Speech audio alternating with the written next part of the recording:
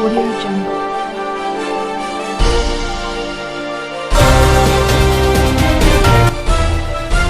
Audio. Rajasthan के कोटा जिले की रहने वाली एक लड़की जिसका नाम है पूजा। पूजा के पति की कोरोना महामारी के कारण मृत्यु हो जाती है। पति की मृत्यु के बाद पूजा अब विधवा हो चुकी है। पूजा के पास अब विधवा सर्टिफिकेट भी मिल चुका था, जिसके कारण उसे राजस्थान स्टेट की कोई भी गवर्नमेंट जॉब लगना आसान हो चुका था, क्योंकि उसे अब आरक्षण मिल चुका था। पति के डेथ का सर्टिफिकेट उसके पास में था। हालांकि पूजा की आयु अभी मात्र 26 से 27 वर्ष थी, जिसके कारण पूजा अपने गांव को छोड़कर कोटा शहर के अंदर किसी कोचिंग संस्थान में कोचिंग करने के लिए आ जाती है, क्योंकि अभी उसे पटवारी बनना था। पटवार की उसे कोचिंग लेनी थी। पूजा कोटा में आती है और वहां पर एक रूम पर रहने लगती है और आस पड़ोस में ही एक कोचिंग को ज्वाइन कर लेती है। पूजा कुछ समय कोचिंग आती है तो वो देखती है कि एक लड़का जो कि लगातार पूजा की तरफ देखता है और लगातार पूजा का पीछा करता है। एक दिन जब पूजा कोचिंग की छुट्टी होने के बाद अपने रूम पर जाती है तो वो देखती है कि उसी के कोचिंग का एक लड़का राहुल नाम का उसके पीछे आ रहा है। वो लगातार उसका पीछा करता है और पता कर लेता है कि पूजा का रूम कहाँ पर है। जब पूजा अपने रूम पर पहुंचती है तो उसे पता चल चुका था कि राहुल नाम के लड़के को पता चल चुका है कि वो पूजा कहाँ पर रहती है, यानी पूजा का रूम कहाँ पर है। धीरे धीरे समय बीता गया। वो लड़का अपना रूम छोड़कर पूजा के रूम के पास में एक नया रूम ले लेता है और वहीं पर रहने लगता है। अब जब भी पूजा रूम से बाहर निकलती तो वो लड़का उसका पीछा करता। वो जब मार्केट जाती या कोचिंग जाती तो राहुल उसके पीछे जाने लगता है। कुछ समय बीता गया। पूजा लगातार परेशान हो चुकी थी। एक दिन की बात है, पूजा कुछ काम के लिए राहुल को बुलाती है। राहुल इसी चीज के इंतजार में था। राहुल पूजा के कहने पर उसका काम कर देता है। कुछ समय के बाद दोनों में थोड़ी बहुत और बातचीत बढ़ने लगती है और आखिर एक बार पूजा से राहुल उसके नंबर मांग लेता है। पूजा अपने व्हाट्सएप नंबर राहुल को देती है। दोनों के बीच में धीरे धीरे बात बढ़ने लगती है। एक दिन की बात है जब पूजा को राहुल व्हाट्सएप पर रात की 11 बजे मैसेज करता है, आई लव यू पूजा।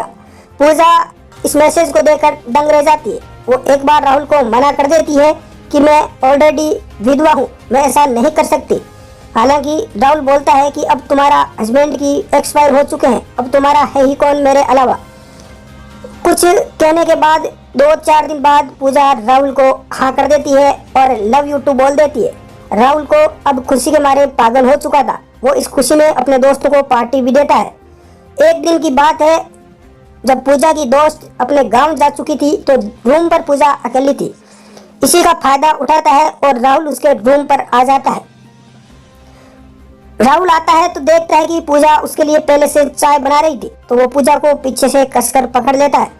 पूजा उसे मना करती है कि इतने दिन इंतजार कर लिया तो कुछ टाइम और भी इंतजार कर सकता है, लेकिन राहुल बोलता है कि अब इंतजार नहीं होगा। समय बीता है, चाय नहीं पड़ी थी, अचानक लाइटें बंद हो जाती है और उनका कार्य शुरू हो जाता है।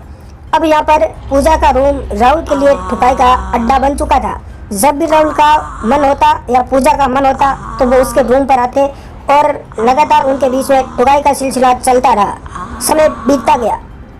एक दिन की बात है, राहुल का दोस्त मुकेश, जिसने बोला कि तेरी गर्लफ्रेंड पूजा बहुत ही ज़्यादा सेक्सी और हॉट है, मैं भी उसे एक बार ठोकना चाहता हूँ, लेकिन राहुल एक बार मना कर देता है।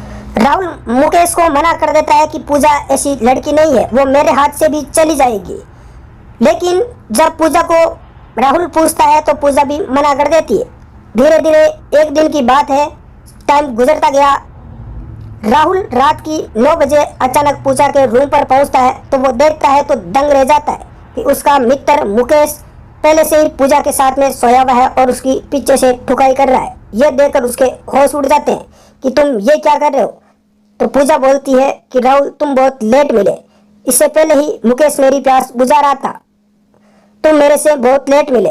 ये देखकर राहुल के होश उड़ जाते हैं। हालांकि पूजा अब दो बॉयफ्रेंड के साथ ठुकाई का केंद्र बन चुकी थी और उसका रूम का ठुकाई का अड्डा बन चुका था। धीरे धीरे ये सिलसिला चलता रहा। पटवारी का जब रिजल्ट आया तो पूजा पटवार बन चुकी थी। पूजा पटवार बनकर अपनी ट्रेनिंग पर चली जाती है। अब राहुल और मुकेश, जो कि पहले भी बेरोजगार थे और बेरोजगारी की ठोकरें खाते हुए इधर उधर घूमते रहते हैं और अंत में पछताते हैं कोचिंग भी नहीं कर पाते हैं और रोते रहते हैं।